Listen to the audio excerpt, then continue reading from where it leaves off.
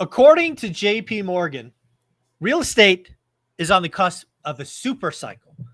According to JP Morgan, this might be something we haven't seen since the Great Recession. If you got in and you made the right investments in that environment, you did really, really well. You're Mike Zuber. You're this guy. I had a good time. But yeah, the real estate super cycle is here. I think it is in a different asset class. And the good news is the three amigos have frankly been right for a couple of years, and we're right again. Dion talked about a crash video. I think it was like 6 months ago, and he's right. That's exactly where the crash is and where the opportunity is. So we'll go to Dion first, since you brought this topic to us. What do you think? Real estate super cycle on the cusp?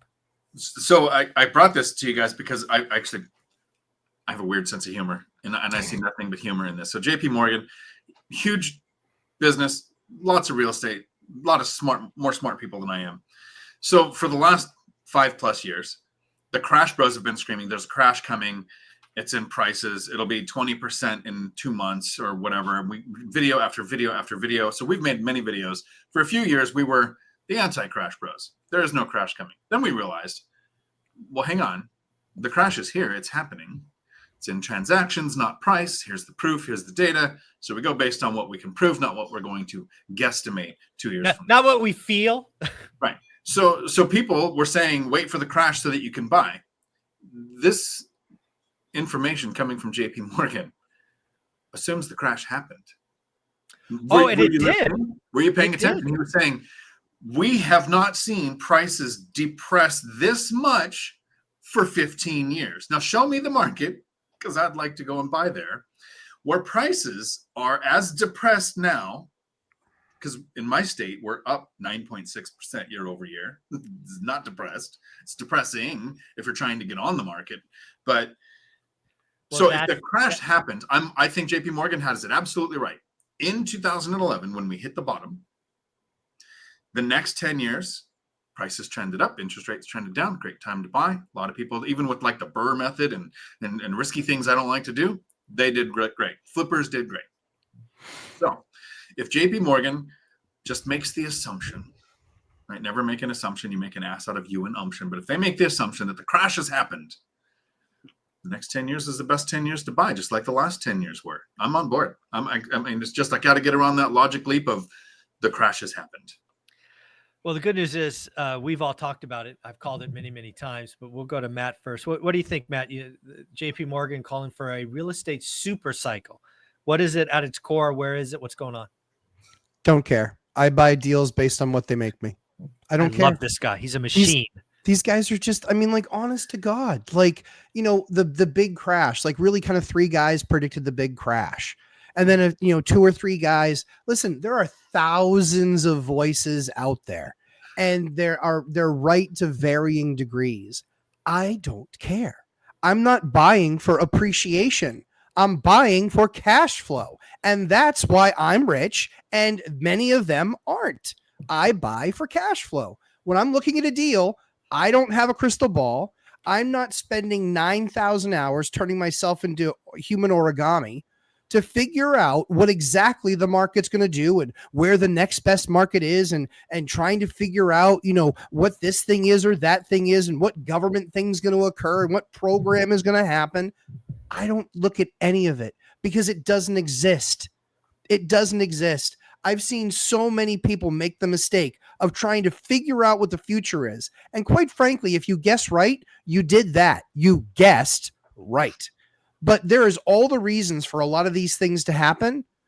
And it only takes one thing to completely derail something, like a town getting an Amazon, distribution center, and everybody starts buying around there. Or the chips plants. Do you know all those chips plants are still going to be built, everybody? Daytona, Ohio. You think those are all still going to be built?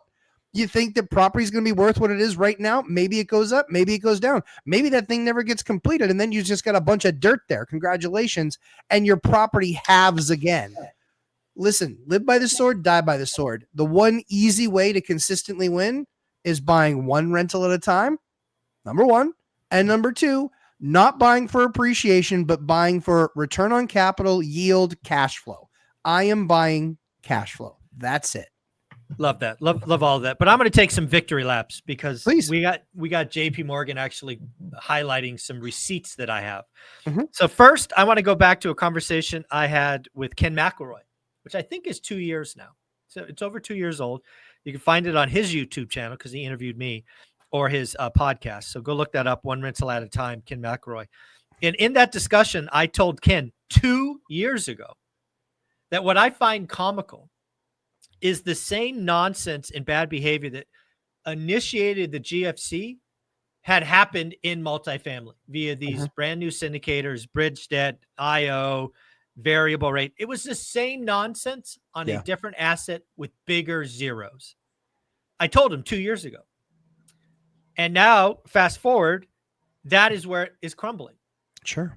JP Morgan, in the interview in question, talked about getting $1 billion of people excited to play. They're not excited to buy single family homes because they're not on sale. What's on sale is office. And oh, by the way, when do you want to buy office? When do you want to buy any asset? When there's blood in the street and you can get something for 80% off. That is happening right now. But guess what's also happening in the background? We are having more and more return to office conversations. We are having more and more people get nervous about their jobs. So do you think we are going to be in environments where office retention is that bad forever? Of course not. Also, I am seeing buildings bought for tear down value, recycled value. So what happens there? You go buy a building, you strip it, you recycle the steel, then you got a blank lot that you could do whatever you want with, theoretically. So again, we are going to see a lot of new redevelopment. And then back to where the crash happened, it has. We are seeing Class A multifamily trade at 20, 25, and sometimes 30% off purchase price. Ken McElroy, again, talked about a building he bought a couple of miles from where I live in Vegas for 30% off. Financed it with traditional debt. It's here. Now, where's the super cycle? Where am I excited to play? Where am I hope everybody watching is excited to play? We have to unlock Class B and Class C multifamily. That stuff is not trading. That stuff might go for 40 or 50% off, which will be exactly what happened in the Great Recession for single families. It's just in an asset class that you don't know. It's an asset class that these fear mongers and doomers probably live in, but don't know about. And the opportunity is going to be there. It's not in single family. Single family is set up completely different. 98% of loans are fixed. 40% of people own them free and clear. Not there. Sorry. It's over here. And that's why I look forward to selling my singles and 1031ing into Class B and Class C when they're 40 or 50% off. This super cycle is going to be amazing. I will probably triple or quadruple my net worth. I will probably triple my doors should we be able to take singles and make a multis, just like my book, One Rental at a Time. And here is, I'm trying to think of the political way to say this. When did that ever start? So here's the problem. And I think it happens anytime we talk about real estate is there's a fundamental difference between, I think, Zuber and me, where I think of residential real estate. So there's like a spectrum of how things are different. So residential real estate to me is different than stocks. Sure. Residential real estate to me is different than crypto. Residential real estate to me is different than entrepreneurship and running a business. Even more different to residential real estate, more different than stocks, more different than crypto, more different than running a business, diametrically opposed in differences is commercial real estate. So you've gone, Zuber, you've gone small to large to small. You figured out how to get the fixed rate debt on the large. That's the barrier to me. Yep. I would sell everything and have a mountain of cash in a storage shed before I would buy a 30 or a 50 unit apartment complex that has a balloon payment, that has a net operating income to determine its value based on whether I can keep my loan or have an adjustable rate, I would lose too much sleep. I'd rather just have cash and figure, okay, how much can I spend every month to live as long as I want? I'd rather have that equation in my head than worrying about what's going on in that. But you did the magic trick of fixed rate debt on 10-unit apartment complexes. If I could figure that out, I'd be on board 100%. But I don't think I've ever clearly expressed I don't own any stocks. I'm more likely to own stocks than a 50-unit apartment. Well, good news is I know a guy that can give you 30-year fixed rate debt on 10, 20-unit buildings. That's a very simple phone call to make. I know a guy. But yeah, that is the secret sauce. But let me be very clear. If I can get, Matt, if you could sell a house and get a 30-unit building, even if you had 5-year debt, but if you're buying it at 50% off, I don't care. Who cares? Yeah, who cares? I prefer to have 10-year debt, but if all I can get is 5, fine. Well, what's really funny is very often, when you're to the size that we are, you can call the bank. You can say, this is something I want to do. How would you like to lever these other assets that are already on the balance sheet? Mm-hmm. And we can go from 50% LTV to 70% LTV, but I want to do that 20% jump in a HELOC type of approach. Right. Like there's all sorts of different ways to do that. That's why that relationship and not just broker banging is important, is because we can pick up that phone and we can have that bank conversation. I can do that with 3 banks.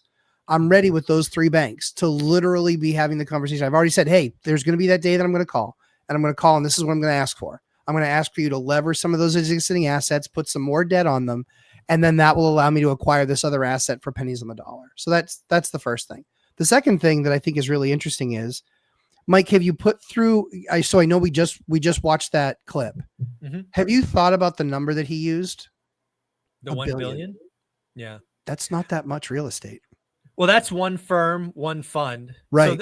So I have some guys on Wall Street that reach out to me, thanks to Taylor, and there's hundreds of billions of dollars that are getting pretty excited. That makes sense, right? But what he also did was sized his firm's correct piece of that pie. Because $1 billion, guys, is not that much money. No. Not when it comes to commercial real estate. No. A transaction very often will be 50, 75, or $100 million. Easy. For a big multifamily. So you're talking about all over the country. You're talking about them maybe participating in 10 or 15 deals. Maybe. Yeah. Maybe. Not that big. So, but to that end, the fact that there's even inflow there. And like you said, all the street is talking about it. They're all looking at it. There's a ton of wealthy individuals and funds that have money sitting there. And while BlackRock might not think that single family maybe makes sense, and they've rolled some of that stuff back, everybody does know what makes sense is the fact that there is a housing crisis, that there's not enough of it, and people are still building multifamilies like they're going out of style. Yeah. So again, a little insight into Wall Street. You know what part of the market Wall Street is even more excited about than potentially buying, office and all of that, like we just talked about? You guys know what they're most excited about? Buying debt. They're buying debt. They're actually buying debt on buildings at somewhere between 60 and 67 cents a dollar. So they're getting it pre-foreclosure. Yeah. They're just stepping into the place. So there's a lot of money. This isn't being talked about anywhere, but there's a lot of people, they call them debt funds. There's a lot of debt funds actively evaluating. I've talked to a couple of guys in the last 48 hours, that are looking at entire tapes, they call them, right? Entire tapes. And they're looking to buy the debt and step into place. And that might be, to be clear, let's be clear. These guys aren't coming in, to be, rainbows and unicorn. No. They're coming in to fucking cut the head off of the operator and get a discount. That's what they're doing. Yeah, exactly. They're giving them the shame on you. You're an idiot. And P.S. we're still going to bail you out. Here's 65 cents on the dollar. You're welcome. Yeah. They're going to probably go in. So this is how it's going to, I don't know this for sure, but there's a bank that has the debt that they need to strengthen their balance sheet. They don't want to go through a foreclosure, mark to market. They'll sell the debt to so-and-so. So-and-so is going to go to the operator, go, hey, oh, by the way, we've got the debt. Send your payments here, blah, blah, blah. And then 2 months later, they're going to come in and go something like, hey, I see that your debt covenants are out of whack. I see that you're this. I see that you're that. You owe us $50 million cash in refi, or we're taking you to foreclosure.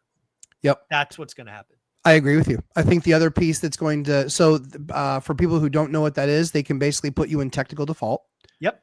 And when the bank puts you in that technical default, what they also do is that there is part of your covenant in your mortgage is that if they put you in technical default, very often there's a kicker to that. So there is your 8.5%, right? Your mortgage rate. You're not making your nut as it is. They put you in technical default and it just went to 11.5. And then when it goes to 11.5, what is the purpose of that? The purpose of that is they don't want you to keep the property. The purpose of that is they want to get you out. And they're like, hey, listen, you weren't making your payments at 8.5. Now you're not making your payments at 11.5. And now it's stacking even faster and even harder. And that's one of the things that I think a lot of people don't understand how the debt market works on commercial real estate is the fact that they have those covenants in there for a reason. Yeah, no, and again, if we play this out a decade, I think JP Morgan's right. This could be a super cycle. And I said this 4 years ago. I'll be really clear. One of my I think it's actually still my most watched video on my channel is basically San Francisco is going to die or whatever, yep. right? I Whatever remember. that is. Mm-hmm. I said in that video, there will be someone eventually who makes $1 billion buying San Francisco real estate. We're getting really close to that. Oh, absolutely. That's going to happen. Yeah, absolutely. That's going to happen. Yeah, for sure. I think there's so much real estate out there that has bad debt on it that is now right. That has bad debt on it. And it's now technically not performing. And that's where it's very, very different on the commercial side of the house is that technical debt and technical default and it not performing. Yeah. It's a slippery slope. Dion, I think this guy's right. We're on the cusp of a super cycle, not in single family, but it still will be amazing. Well, I think that's the challenge is throughout all the years where the crash bros are screaming, there's a crash. We talked often about that's not what tells you when to buy, right? Even if you knew a crash was coming, you still buy a great deal that cash flows today, benefit from the crash and however you could. Two things that tell you when to buy are not prices. They're not rates. They're not rents. They're not predictions of the cycle. So a presumed crash coming doesn't say to buy, and a presumed super cycle doesn't say to buy. Anybody who's telling you to wait to buy should be blocked, and anybody who's telling you to rush to buy should be blocked. Yes. Those two things have nothing to do with real estate cycle or the prices or rates or rents. Yeah. Dion, where can they find you? They can find me right here on YouTube, Dion Talk Financial Freedom, where every Tuesday I do a live stream at 4 p.m. Pacific where I answer all of the questions and explain things like, what are the two things that tell you when to buy? Matt, closing thoughts, where they find you? Yeah, I mean, Thursday, 9 p.m. is when we start to get down and dirty and talk about how to manage your 9 p.m. Eastern. 9 p.m. Eastern time, yes. I'm not like these guys on the West Coast, the left coast. So 9 p.m. Eastern time, and we just talk about really how to manage contractors. If you're a self-manager, how you need to know how the pricing and how it works and to work with contractors and code enforcement. And if you're not, if you have a property manager, guess what? You need to know how to manage them and not get ripped off. That's one of the things I've seen more than ever in the last year is the number of people getting ripped off by their property managers because they don't know and they don't know how to manage them. So it's one of those things that is my endeavor for 2025 is to help people with property managers understand what they're charging and what their actual costs are, because I've got bad news. In all likelihood, they are making far more on your property that you have all the risk on than you are. It does happen. Guys, you're amazing. Thank you for being here. Thanks, Mike.